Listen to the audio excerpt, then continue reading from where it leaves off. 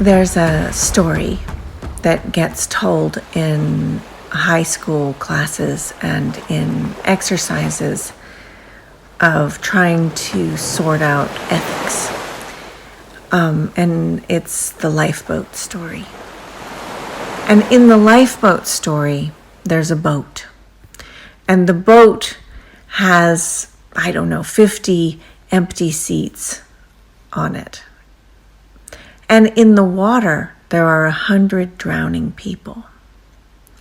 And whoever is given this exercise is given the task of trying to figure out which 50 will live and which 50 will die, will be left in the water. Now, every kid who gets given this exercise knows that there's something terribly wrong with it. And the first thing, of course, that they want to do is change the rules.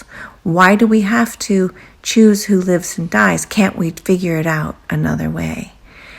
And of course, that isn't allowed. And the facilitator or the teacher says, no, these are the rules of this, and you have to figure it out within them. But we know better. The story acts as though those people that are in the water are just numbers, and forgets that they are living complex systems, that they have histories and language, they've fallen in love and fallen out of love, that they have read books, that they've built houses, that they've walked on streets around the world, that they've made music, that they've made children. And in other words, if there were in fact bobbing numbers, you could in fact assign various criteria to them, but they're not. They're human beings. So the criteria are very soul-wrenching to create. Should this person be saved because they're old and they have more knowledge? Or because they're old, are they of less use to the society? Is this young person of more use because they have all this life ahead of them? Or are they of less use because they don't have the education and experience that the society would need? Is a sick person more useful or less useful? And these are the type of questions and criteria that come out of eugenics. And this whole question, the Lifeboat Story, is actually developed by Garrett Hardin, who wrote The Tragedy of the Commons, who was in fact a card-carrying eugenicist.